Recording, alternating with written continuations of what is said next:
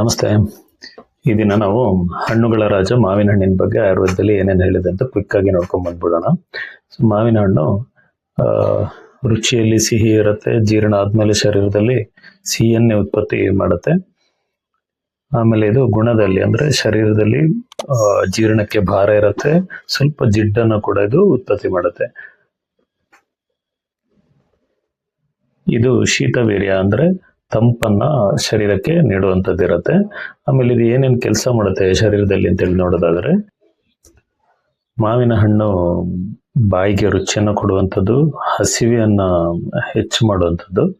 ಆದರೆ ಅದರೊಂದಿಗೆ ಇದು ರಕ್ತ, ಮಾಂಸ, ಶರೀರದ ಬಲ ಮತ್ತು ವೀರ್ಯವನ್ನ, ಶುಕ್ರವನ್ನ ಶರೀರದಲ್ಲಿ ಜಾಸ್ತಿ ಮಾಡಿ ಕೊಡುತ್ತೆ. ಯಾರು ತಿನ್ನಬಾರ್ದು ಅನ್ನೋದಾದ್ರೆ, ಇದನ್ನ ದಪ್ಪ ಇರೋರು, ಡಯಾಬಿಟಿಸ್ ಇರೋರು, ಆಮೇಲೆ ಚರ್ಮದ ಕಾಯಿಲೆಗಳಿರೋರು, ಆಸಿಡ್ ರಿಫ್ಲಕ್ಸ್ ಅಂದ್ರೆ ಯಾರಿಗೆ ತೇಗು ಬರುತ್ತೆ, ತಿಂದಿದ್ದು ಎದೆ ಉರಿ ಈ ತರ ಯಾರಿಗೆ ಬರುತ್ತೆ, ಈ ತರದವರು ಮಾವಿನ ಹಣ್ಣನ್ನ ಹೆಚ್ಚಾಗಿ ಉಪಯೋಗ ಮಾಡಬಾರ್ದು.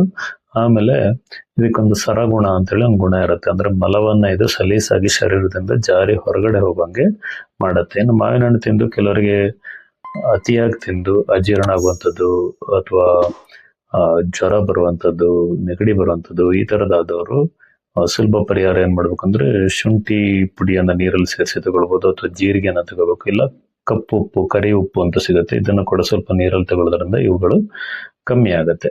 ಆಯುರ್ವೇದದಲ್ಲಿ ಹಣ್ಣುಗಳನ್ನ ಹಾಲಲ್ಲಿ ತಗೊಳ್ಬಾರ್ದು ಅಂತ ಹೇಳಿ ಹೇಳ್ತಾರೆ, ಆದ್ರೆ ಮಾವಿನ ಹಣ್ಣು ಒಂದು ಎಕ್ಸೆಪ್ಷನ್ ಇದೆ.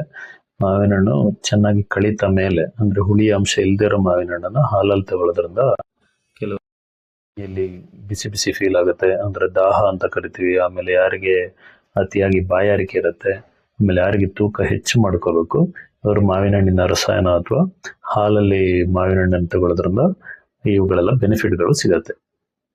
ಇಂತಹ ಅಧಿಕೃತ ಆಯುರ್ವೇದ ಮಾಹಿತಿಗಾಗಿ ಯೋಗಕ್ಷೇಮ ಆಯುರ್ವೇದ ಆಸ್ಪತ್ರೆ ಅಕೌಂಟನ್ನು ಫಾಲೋ ಮಾಡಿ.